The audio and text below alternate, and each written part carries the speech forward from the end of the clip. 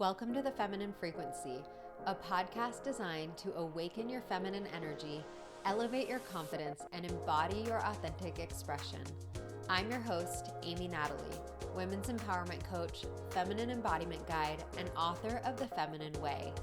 Each week, you'll receive a new episode filled with feminine wisdom, inspiration, and practical tools to remind you of the power that already lives inside of you.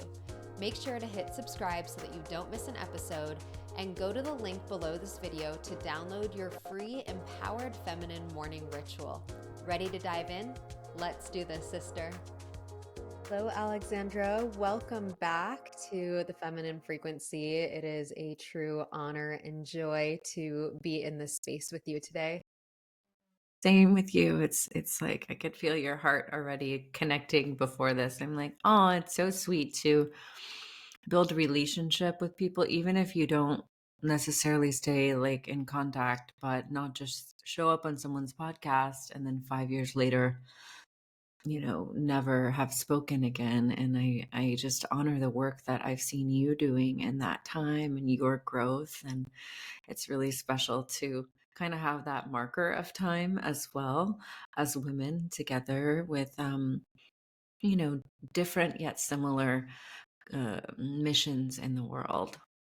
Yeah, it's been a minute since we had you on. I kind of see you as kind of one of our OG podcast guests, and we talked about your first book in Yeah. the last time that I interviewed you. And today we're here to talk about your new book, Dare to Feel, which I've had the privilege of spending time with this book this week. And like you said, there are so many similarities in our work and also the way that you express through words, through poetry, and the way that you so vulnerably have shared about your story and your journey. I know that this book is here to make a huge impact. So I'm excited for you to share more about your journey and also to share with the feminine frequency community about this book. So, Mhm.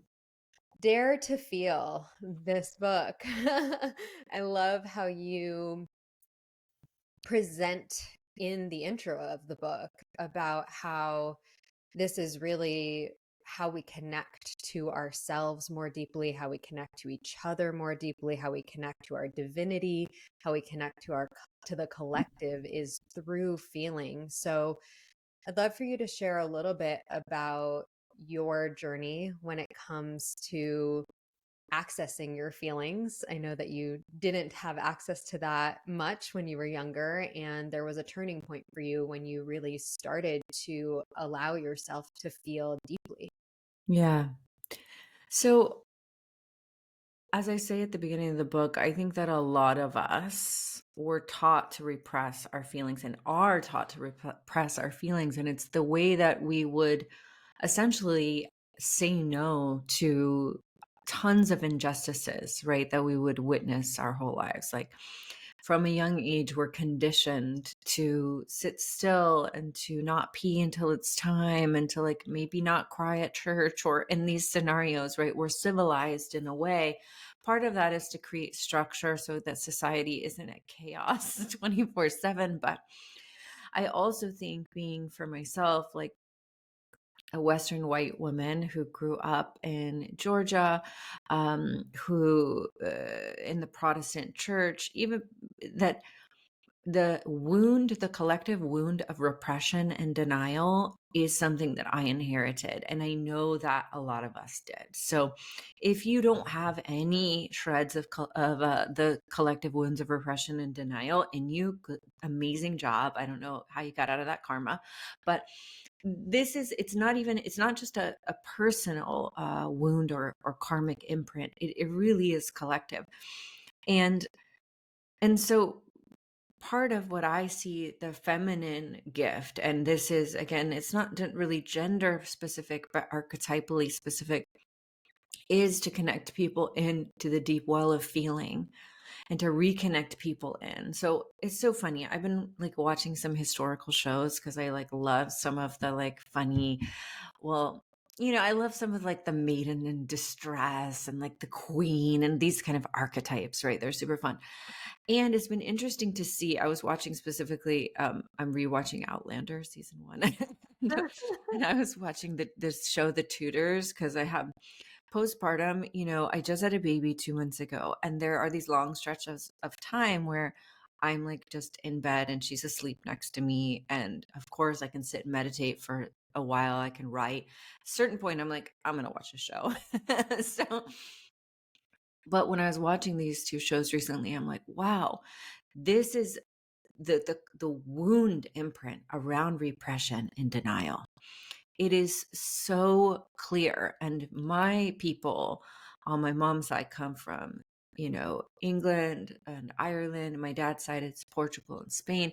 But all of Western Europe, it was, and the who we would call the colonizers, um, came from these religious backgrounds of so much repression and denial. Anyway, I don't have time to go into all of it. Well, you guys know it. We don't need to go into a huge historical, you know how it exists around your sexuality, your voice, but it's more that it's the permeated essence of a lot of our lives is I want to keep things neat and tidy. I don't want to like make a mess. I don't want to cry in public. I don't want to feel in public. I don't even want to cry and feel in front of most of the people in my life, right? Like that's weird.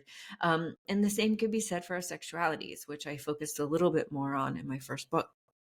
So I have, I think for me, part of my feminine gift is to kind of like highlight that karmic wound and imprint and to say, hey, I stand for its healing.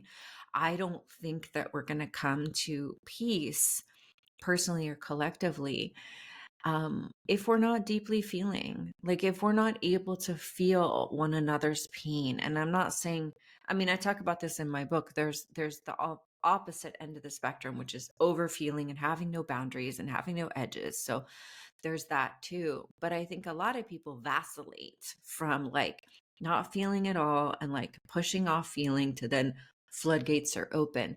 And I'm really advocating for a society where we have a healthy relationship with compassion and empathy and passionate living, where we can live our lives and see like, wow, this is fucking amazing. That's the other side of it too. It's not just feeling the hard stuff.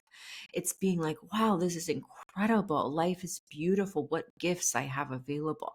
So all of that is kind of wrapped into the book as I invite people into essentially living from the heart, which I think is living in a way that includes our deep feeling sense and our emotional intelligence as something that's just as important as our, intellectual intelligence.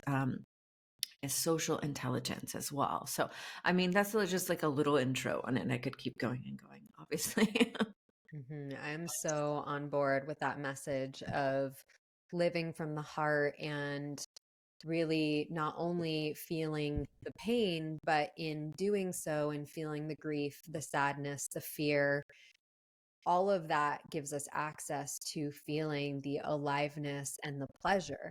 Right. And I love how you shared that in the book is like it allows us to be a full spectrum being. And one of our mutual connections, Nadia Munla, who was my embodiment teacher, she talks about accessing your full feminine range, where it's like, we're not just being this nice, polite, put together, good girl, and we only feel certain emotions that are acceptable to others because we don't want to make other people uncomfortable or we don't want to embarrass ourselves. And Right. so we stay in this kind of neutral zone where we're really palatable to society. Yeah. And that's not living. And that's also not being authentic. And when we're living in that way, because I know from my personal experience, there's a disconnect from our aliveness. There's a disconnect from our happiness. There's a disconnect from our pleasure. Like there's a feeling like something's missing. And so I know that so many people are afraid to feel because we're not taught how to feel our emotions. We are actually taught, especially for everyone who's listening to this podcast, has a lot of self-awareness. You have an interest in personal growth. which means that you have likely gone to therapy or you've started to learn how to analyze your emotions. And so I see that as a great first step, but analyzing and processing your emotions mentally is very different than feeling your emotions physically. Yeah. And so I'd love for you to speak to that a little bit more of what is that difference and why is it so important for us to be able to really access in our bodies, in the soma, the emotions. Yeah. It's interesting. I talk about this a little in my first book too, that the first step is awareness. And, this isn't something that I invented. So it's like, but I'm putting words and a perspective to it. Um, but it is super important to become aware, right? To become aware of the wounds, the stories, the imprints, the stories that have closed our hearts, that have made us say no to life, say no to love, right? Like, so important to become aware. And part of that does happen, I think, in therapy or in contemplative or self reflective spaces. I'm a huge advocate of that. And that then needs to be integrated into the body. And eventually it becomes just a daily practice, right? Like, I'm trying to think, like a holiday thing just happened and I was like, my heart hurt, right? In real time. And somebody said something to upset me, let's say my family, I could, because I had cultivated the awareness that, oh, this ties into this wound inside of me, that I'm not good enough, or that my needs aren't valid. So I had that awareness present so I didn't go into unconscious reactivity. Um, so the awareness piece is the cerebral piece that can stop and go, right, oh, this is my story that I go into. This triggered my story, right? It triggered this younger part of me. It triggered this wound in me. That step is so important. And then taking a breath and feeling what's under it, because that's usually the point where people go into blame or they pick up their phone or whatever. And it's like, that triggered this thing. Well, fuck that. Or, well, I'm going to do this instead. Which is cool. It's kind of like completing one step of the journey of like becoming aware, but stopping and going, wow, like what's the feeling underneath that my needs are not valid? What's the feeling? Oh, it's deep sadness. It's a deep, alone sadness. And I'm not saying you need to like sort of leave the room or whatever, but it's even just noticing that. Okay, now I'm noticing, ooh, it feels really sad. And then maybe later, let's say when you leave that family event, you are sitting with your partner or your best friend and you're like, wow, underneath, like there's this part of me that feels so sad that my needs aren't valid in my family or whatever. And then you can do what you want with that sadness. You can have a good cry. You can write. You can lay on your mat and turn on a song and feel. It's so funny. Like, I do so much work with women feeling, and I have for years. And I don't know if I'm giving too many TV references, you guys know. And I'm like, but I saw this, and there was a TV show about a therapist. What was it called? It's on Apple TV. And Harrison Ford was in it, and Harrison Ford plays the therapist. You guys, I'm sorry, I'm forgetting the name, but he plays a therapist and he gives his therapy client, who's like a teenage girl who lost her mom, an assignment. He says, for 5 minutes a day, turn on sad music and sad cry in your room. And I thought, how amazing that that has hit the mainstream, right? As a practice. And, those of us who have been doing that kind of work for many, many years or decades, even, it's just like, it's really cool that, this popular mainstream TV show, that essentially this therapist is telling his client to go lay in her room and play music and to feel a little every day. So, um, you can do it however you want to do it. But it's that last piece, right, that a lot of people don't want to get to, the awareness. And especially nowadays, everything is being sort of psychologized and therapized, and therapy speak is super common. And it's like in the collective jargon in like a major way that has a shadow side as well. But what comes after? What about what comes after you realize a parent was a narcissist? Like, that's a lot of pain, honey. Like, you have a lot of pain in that body. What are you doing with that pain or rage? So that's the next step. And I think that, embodied practices are where I find that, and art and creativity. And I mean, you can keep going into many domains, but when then you open that channel again, right? Say then you start opening it on the regular, that's when life becomes different. It becomes more interesting, becomes more alive, like you mentioned. It's like, oh, then the colors are more vivid. Then I'm living outside of my head. And so my book is kind of like, go make mistakes, go like really like get in the grit of life and feel it, because that's another part of, I think, the shadow of like us then realize that we become aware of all of our pain and our stories and our wounds, and then we can kind of get scared to live again and to love again and to throw ourselves into life again. Hmm. I'm so glad that you just shared that, because there's a saying that you have to feel it to heal it. And I know you talk about that in your book. And I I love think that was how, Louise Hay, by the way. I think she may have said it first. oh, cool. I didn't know that. That's amazing. Well, she's a legend. So we're going to call in Legend. some Louise Hay energy and wisdom here today. We love her. Thank you, Louise. Yeah. Um, yeah, and what you shared in your book, I love how you wrote your stories and like the memoir aspect. I mean, I could like feel little Alexandra in my body and what she would have been feeling in those really intense circumstances in your childhood. And you shared how as you became an adult, that those past traumas and pains had been really heartbreaking and really painful and caused you to close down your heart. And then that translated into how you were relating to men and how you were relating to love and feeling afraid to open your heart. So, can you speak a Yeah. little bit more to that journey of recognizing that your childhood was playing a role in how you were relating as an adult? And then how did you open your heart again? Yeah.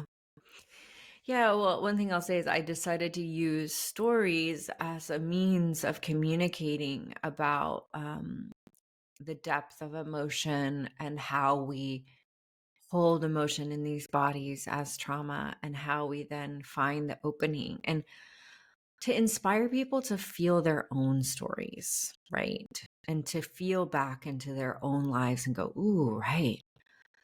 What do I feel when I think about that event, or that thing that happened when I was a kid, or the fact that, you know, I always thought my sister was prettier than whatever it is. It doesn't have to be some huge thing, but to feel underneath it. And so by me feeling mine, I'm like, I'll show you mine. You go do yours, like I'll feel mine. Um, Instead of just telling people, hey, go feel the pain underneath your wound of guilt or shame, right? Because that's like, to me, that's much more of like a masculine kind of also right brain analytical way of teaching, is like, hey, go do this, this, and this. And instead, me going, wow, I felt so ashamed of my body when I went into the girls' locker room and took off my clothes and stood in front of all of these, skinny girls. And the shame felt like red ants crawling across my skin. That's not a story from my book. I just made that up. But like, by me saying that, then what pops into your head? You have something, right? Hmm. Yeah, Right? not in my head, but in my body. I can Yeah, feel that. exactly. Yeah. Yeah. So maybe what you see in your mind, like, oh, that's reminds me of this, but then you feel it at the same time, right? So Mhm. that's what I'm doing in the book with the stories.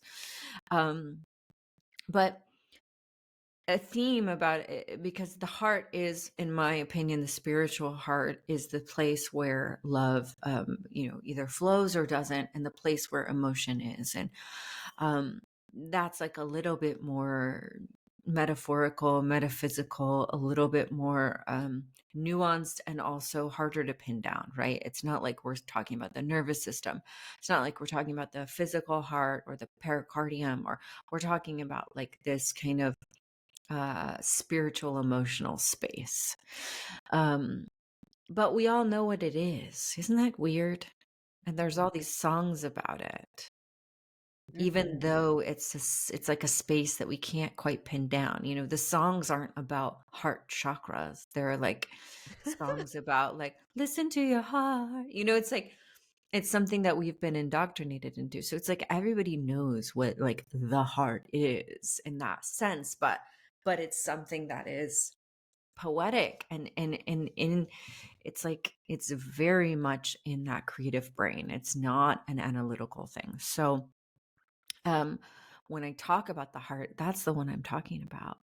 Just so you know, the one that all the love songs have been written about. And it is your spiritual heart as well. And you could say it also relates to like an energetic center.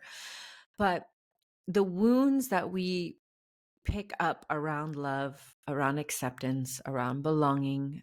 There are several, I think, places that kind of get stuck in the heart. So if we feel rejected, or if we feel like we don't belong, or if we feel like we're not lovable, like there are particular heart flavored wounds that a lot of people have.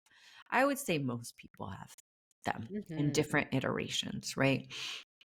Some people have, I mean, we have all kinds of different textures of wounds. But so over the years, as we get rejected, as we feel like we don't belong, as we get hurt, as we go through different types of traumas, that heart openness that we were born into this world with, usually begins to close. And it's part of like, you could look at it as part of like the more you become embodied in this world, the less of that innocent opening is available, because the more you live, the more you get hurt by life. And without knowing how to keep your heart open, or how to sort of open it and close it and wash it through and massage it, it just, gets hardened. It gets kind of calcified. Um, You've probably met lots of people who you can see it on their face. You can see it in the brightness of their eyes. The radiance is either up or down. It's either on or off, right? The love is either flowing from them, the kindness, that heart, kindness, compassion. I would say archetypally, like thinking about like a really loving grandma. Like there are different grandma archetypes, but like a loving grandma who's like, come in, there's a fire here, you can sit next to it and get warm, and I've like made some hot cocoa, and like, who feels like love, right? So it's like thinking about how that type of heart openness, right? That maybe a woman who's gone through a life, who maybe she's gone through all these different waves, and then she's landed in that. I don't want to wait till I've, have gone through all of that to live with that much love. But that's just an example. So it's like we can also see the opposite on people's faces when we see someone who's like curmudgeonly and grumpy, like a, sort of like a Grinchy kind of a Ebenezer Scrooge, bah humbug, I hate love. So we see all of these things in stories and myths and movies and all of that, but we're all living that to a certain extent. Every day we're we're veering, we're either more on the like, here, come have a cup of hot cocoa with me. I am love, I am love, I am radiant love, or like I am close to love. I am closed to life. And to me, the thing that keeps that channel open is feeling, because it's an unconscious thing that happens when we get hurt and we start closing, we start hardening. We don't always notice that our face hardens, the light coming through us hardens, our body hardens, it tightens. You can look at it in so many different perspectives. You can look at it through the nervous system. You can even look at it through like the muscular Mhm. systems and the tissue, and um, how and posture. It's just like we wear our pain, Mhm. right? So um, you can kind of consider in your own life, okay, what were some of the things that hurt the most, and where am I still wearing them now, or how does it still hang on as a badge on my life? Um, and some people actually like to, and I think I have been one of these people, like to kind of share those scars as like a almost an emblem of well, see, I did it, da da da da da. And so there are all these different ways that each of us engage with our wounds and our scars. Even I think of like cool kids who are like, I don't care, like I'm cool, right? Like, so we all adopt these things as parts of our persona, even that we get to choose at a certain point. Oh shit, like did I adopt that because I wanted to be a cool kid because I actually like I kind of want to stay on the sidelines of life and not get in the meat and the juice and that of it because it's too vulnerable. Mm. So all of that is just like some kind of context. But for me personally, I think because I didn't, on a really basic level, like my parents divorced when I was 5, and I didn't grow up having a strong masculine force in the home. My father is also an amazing character who we've done so much healing together, but there were times where it was our relationship was really hard for me. Um, and and that led me to not have an embodied imprint of what a healthy masculine was in my body. Like, so I didn't know. So I didn't have that trust. And I learned how to be that for myself at a young age. Um, and so for me, at a certain point, I was like, wait a minute, but I don't want to have to do that for myself. Like, I'd love to feel held and to feel cared for in a particular way, and to feel a sense of trust and to be able to surrender into someone else's lead and all of these things, which I talk about in my book. And so that was one of my heart wounds, was just like, well, if I'm in control and love, I won't get hurt.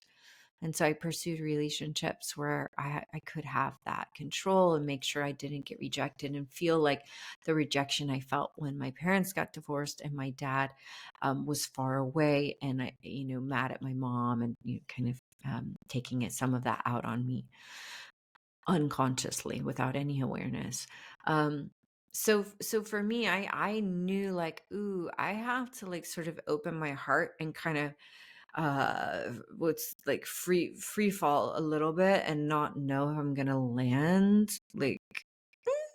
And we all have those different things with love, like, ooh, I like to be in control, ooh, I like to play the victim, ooh, I like to be the martyr, like whatever it is, we all have them. um and for me, I had to go back into the pain of the loss that I experienced as a child and the rejection. I had to feel it again as an adult in order to receive healthy love. And that was hard. That was That really is some hard work. Yeah, sister. Yeah. Yeah, and you talk about how courageous, and I mean, your book is called Dare to Feel. There's a reason why a lot of people, the majority of the collective, avoid feeling because it's hard. The feelings of sadness and grief and going back into those childhood experiences where maybe you didn't know how to feel your emotions or you felt unsafe to feel your emotions, like Yeah. that's some really deep work. And so if you don't feel comfortable going into those experiences on your own, then I recommend, working with someone like Alexandra, like myself, finding a somatic therapist. There's a difference between cognitive behavioral therapy and somatic therapy, because getting into these deeper places is what helps to decalcify the heart and to take off that armor and that protection. Like you said, the cool girl is what a lot of women as adults end up, you got the cool kid when you're younger, but as an adult, you're like, oh, I'm the cool girl. Nothing bothers me. I don't get, nothing ruffles my feathers, or I have it all put together. And that's so not true, because we're all human and we all experience pain and loss and anxiety and fear. Like that's part of the human experience. And one of my clients recently described that she had felt so numb for so long, and she physically felt like she had this barrier and this block around her heart, and knew that it was blocking her connection with others, with friends, with her family, with in her dating life. Like she didn't even want to date because she was scared to open her heart. And I Mm. loved what how she described it, which was really beautiful and poetic. She said, I feel like the walls around my heart are melting, Mm. like a snow cap that's like melting. And another descriptive image that I have is like a flower that's like closed like a bud. And then petal by petal, every time you allow yourself to feel, even if it's just a little bit, it like starts to open, starts to soften. As you do that, there's an opening. And Yeah. then inevitably, we're going to have situations where we get triggered again or we get scared and we're going to close. And really the practice is, how can I keep opening even Yeah. when I feel scared, even when I feel that shutdown and that protection? How can I keep feeling and softening? And that doesn't mean being okay with what's happening. You can still have boundaries, you can still like have ways that you protect yourself as an adult, but shutting down doesn't serve you or your relationships. Right. Yeah. Mhm. 100%. I love all those images. And I think I work with women a lot in that place of deep softening. Mm. And it's beautiful work. It's beautiful work. And some people it's the opposite. And I do want to say that some people have no barriers, no walls. They're like, just like, they actually need to cultivate discernment and that kind of more masculine kind of containment and all of that. Again, archetypally speaking, I'm not talking about gender, but I do feel like the modern woman on a whole has veered much more towards the space of hardness and not having space to feel and feeling embarrassed, even with a beloved. Like, one of the things that I've learned is such a gift is that my emotions are a gift in my relationship, let's say, and that my beloved would want if I feel sad, like, it has a completely different impact on him if he upsets me and I say, "Hey, like, I really hate it when you do that. It really bothers me." Versus if I feel how it feels and let myself tear up and just say, "That really hurt." It is a completely different response that I will get. That is the world we're living in. Most people are responding from their head, they're responding from analytic thinking, from blame. And what is it going to call forth in the other person? That exact Defensiveness. same frequency. Yeah, defensiveness, Exactly. blame, judgment. Exactly. Mhm. And this is like something that I love working on with women. And I had a client who I told her a story that I had with my partner when we were first dating. And she literally, her jaw dropped to the floor and she was like, "What? You responded like that? You teared up? And then you went and like laid on the floor and cried?" And she was like, "You're allowed to do that?" And I was like, "Yeah, you're allowed to do that." I was like, it feels super dramatic, doesn't it? To like us kind of like feminist cool chicks. I'm like, it feels super dramatic and embarrassing to be like, I cried because he told me I put like the silverware wrong or something. Like, it feels really embarrassing to go. But my heart felt like, I can't get it right with you. And so I had to feel that feeling of, I can't get it right with you. And it's really upsetting. And to let my pain and my upset be an invitation versus a blame. And so life can become so much more beautiful with each other when we do this. It is a certain amount of intimacy, right? Like, and there are levels of that you would practice with a partner versus a stranger. But we kind of take it to the opposite, where it's like, sure, I can practice that intimacy with a partner, but then with everyone else, I'm just going to be like cut and dry and not have my heart involved. But if we look at the world and like the amount of pain that's still happening, it's like we are in need of a heart revolution where we feel things. It sucks because there's a lot of painful things happening. And so if we're the ones, right, in our families or in the collective that are like, okay, I'm going to try to feel how upsetting it is that this is happening and this is happening and this is happening and this is happening, it can feel really overwhelming. So I'm not just saying that you feel it all the time, but it's learning. It's like even taking a breath when you see that New York Times headline and going, oh, before you have a intellectual conversation about war, right? It's like, if people were just speaking from, oh, this hurts, oh, this hurts, oh, this really hurts, oh, that really hurts. Eventually, until it was like the action and the inspired action came from there versus, that's fucked up. That is so fucked up. I can't believe that's happening. We got to just do something about it. And the action coming from, well, they're wrong. So da, da, da, da, da. It's just a completely different way of living, you know? Mm-hmm.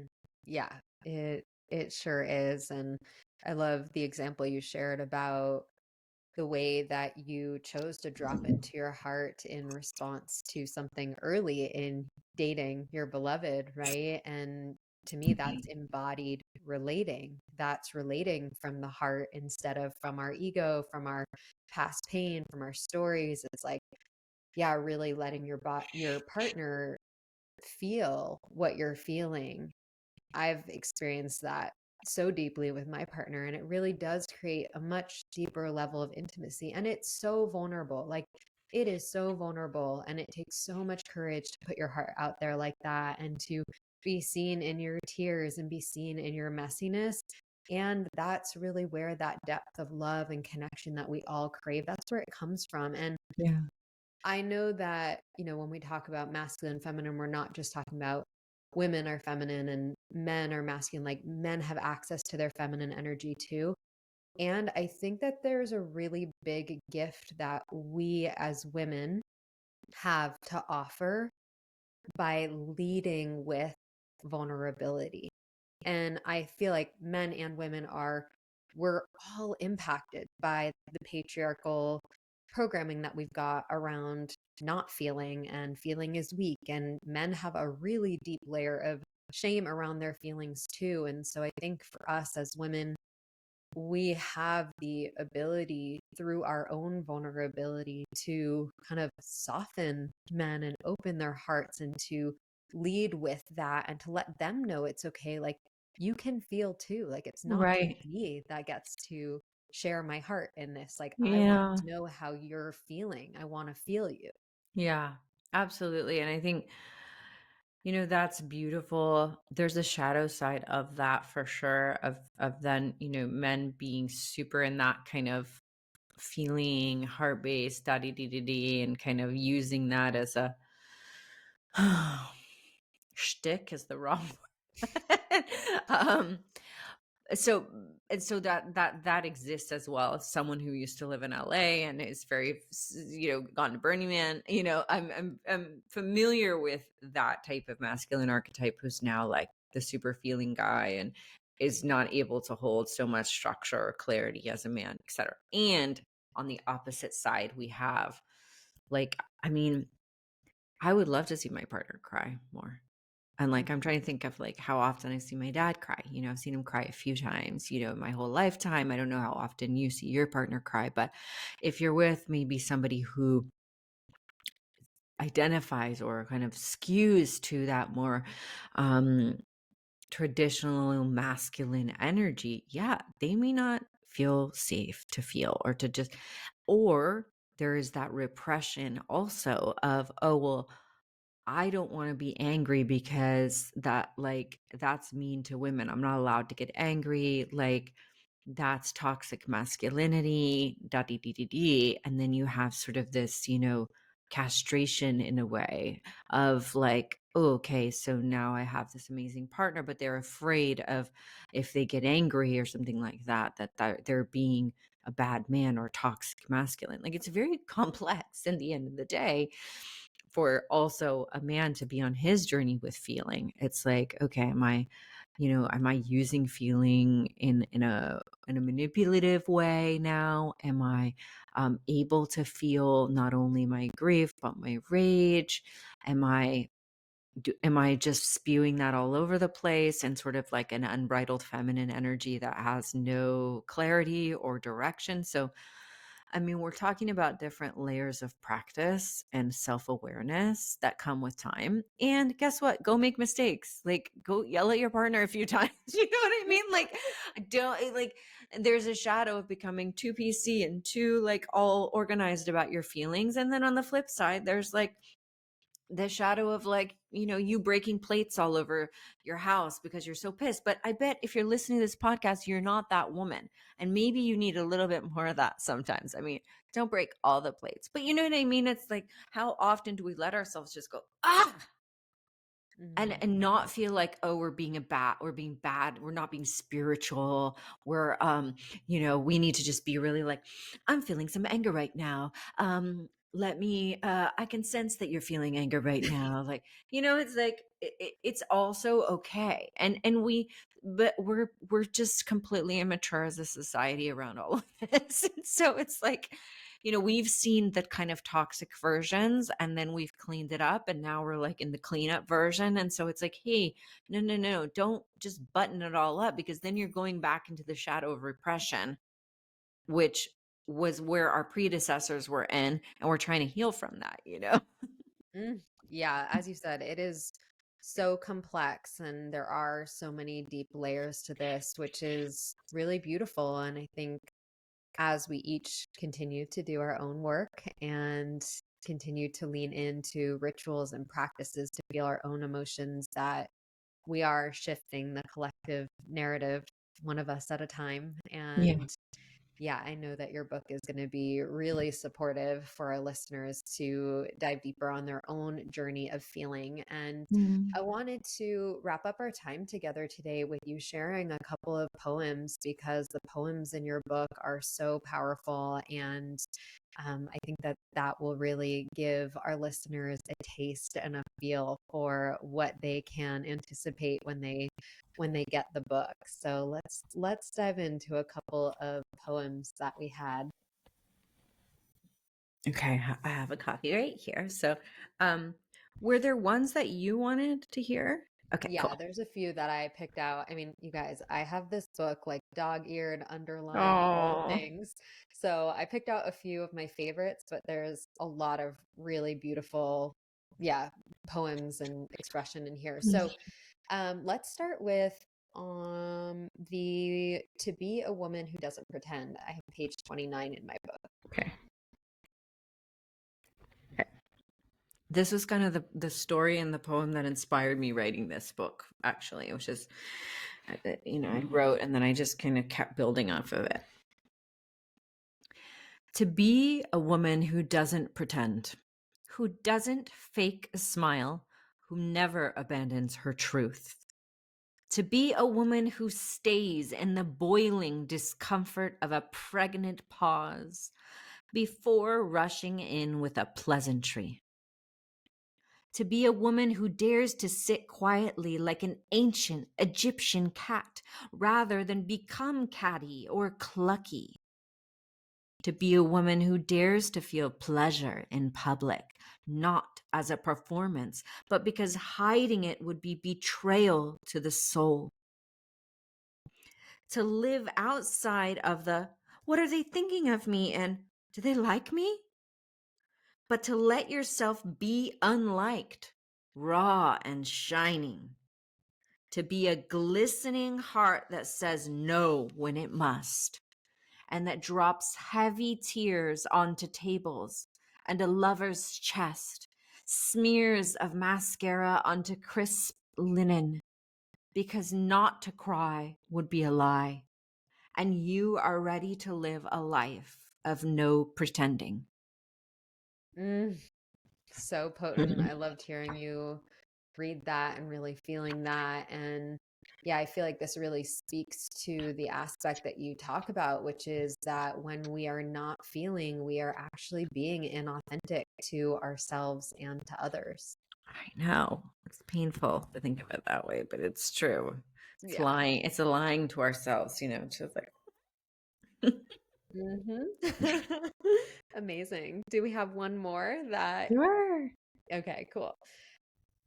Let's do Not for the Faint of Heart, page 86. Right. In the audio version of the book, I got to read, and I had so much fun reading it. And I hope it reads like a movie for your ears. I was um, wondering, I was like, I hope she made an audiobook because I want to go and listen to that. I think it'll be fun, and it's kind of like one of those, there's enough stories and then teaching that it's like, yeah, you'll go on a journey. Um, okay. Not for the faint of heart. The healing journey is not for the faint of heart. To feel the highs and lows of humanity through the magic portal of your physical being, oh la la. They come like waves, volcanic eruptions that shake you sometimes, tickle you at others, mend your wounds, and then throw salt in them to see where it still hurts. Oh, this journey. We don't know when we will arrive somewhere new or when we will be taken by the eruption. And when it comes, it is sometimes like a slap in the face or a punch in the gut that takes away your breath. It asks you to stand and face the invisible opponent, which is your brilliant healing journey, which is you, a new you, whole and true. Mm, yeah, Yeah. so powerful. And Is it? It's like salt in your wounds just to see where they hurt. That's like Ram Dass's quote. If you think you're enlightened, go spend a week with your family. It's like, let me just see where my practice is, where I'm quote unquote healed. oh yeah. Yeah, to Throw a think little that salt. we feel it one time and then we're healed is so not the case. So yeah, Right. there will be times where we get to go back and feel those old wounds again, but that is that is where the continued healing and evolution happens. So thank you for reading those. That was Yeah. incredible, and thank you for your time. Thank you for your love. Thank you for your vulnerability in sharing your story. And I know that that's going to give so many women permission to feel their own feelings and go back to their own stories as well. So Yeah. give my love. Oh, thank you so much for having me. And thank you everybody for listening and tuning in. And yeah, I hope you enjoy the book. And I'm giving all these like different little bonuses and things. So if you find me on Instagram at Alexandra Roxo, you can kind of click on my book page and get some practices and little gifts from me. Beautiful. We'll make sure to link everything in the show notes so they can find you. And thanks again for being here. Thanks again for joining me here on The Feminine Frequency. If you enjoyed this episode, be sure to hit subscribe and share it with a friend. For more inspiration, empowerment, and wisdom, come on over and follow me on Instagram at Amy Natalie Co. Have a beautiful rest of your day, and we'll see you in the next video.